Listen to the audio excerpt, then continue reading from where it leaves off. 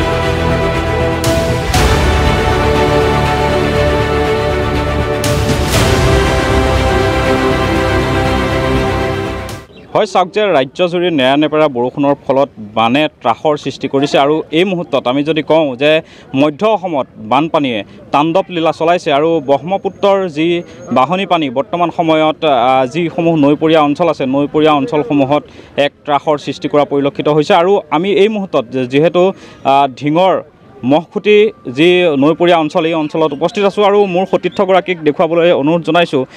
ইয়াত দেখিবলৈ পোৱা গৈছে যিসমূহ শাক পাচলিৰ খেতি বৰ্তমান সময়ত বানে তছনছ কৰিছে আৰু যিসকল বানাক্ৰান্ত লোক তেওঁলোকে নিৰাপদ স্থানলৈ এনেদৰে যাতায়াত অব্যাহত ৰাখিবলগীয়া হৈছে। আমি ND24 দৰ্শকসকলক পৰিৱেশ দেখুৱাইছোঁ এনেদৰে নৌকাৰে তেওঁলোকে বিপদসংকুল যাত্ৰা অব্যাহত ৰাখিবলগীয়া হৈছে। কোনোৱে যদি নৌকাৰে যাত্ৰা কৰিছে কোনোৱে আকৌ কলৰ ভূৰে এনেদৰে যাতায়াত অব্যাহত ৰাখিছে।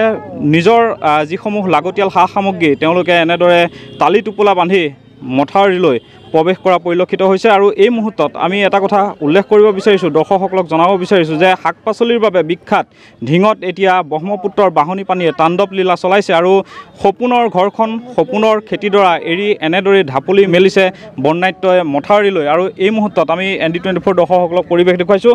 মোৰ লগত এগৰাকী কৃষক আছে।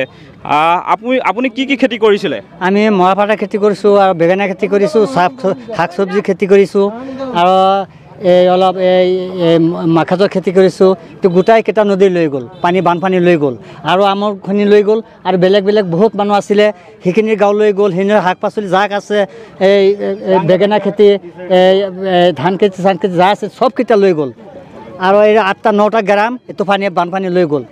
আমাৰ একো বচোৱা নাই আৰু গৰু ছাগলী হাঁহ মুৰ্গী চব বানপানী লৈ গ'ল।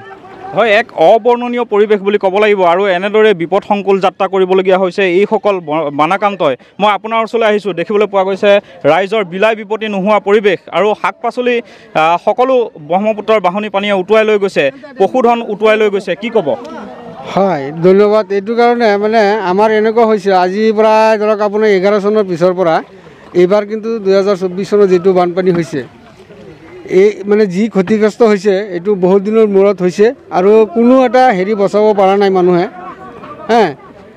আপোনাৰ ধৰক মানুহৰ ঘৰ ভাৰী লৈ গ'ল, খহনীয়া নদী খহনীয়া লৈ গ'ল, মাকৈ খেতি লৈ গ'ল, মানে খাই দিলে আপোনাৰ জলকীয়া খেতি খাই দিলে, বেঙেনা খেতি খাই দিলে, মানে কোনো এটা ফচল মানুহে বচাব পৰা নাই।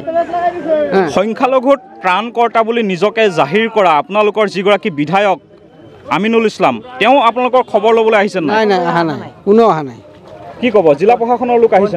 জিলা প্ৰশাসনৰ লোক আহি আছে, ডেইলি 2 টাইম কৰি সিহঁতে খবৰ লৈ আছে। কিন্তু আমাৰ বিধায়ক অহা নাই, কোনো চৰকাৰী তৰফৰ পৰা কোনো মন্ত্ৰী ML কোনো অহা নাই।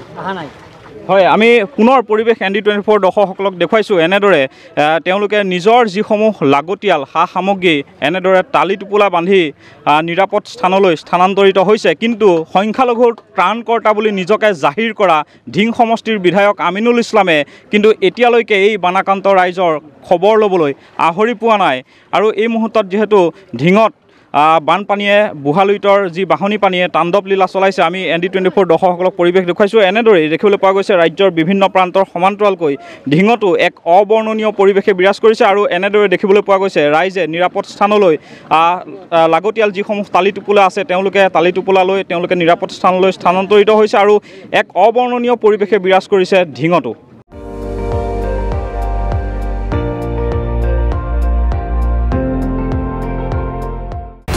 আপুনি চাই আছে ND24 সৰ্বশ্ৰেষ্ঠ নহয় সৰ্বোত্তমৰ দৌৰা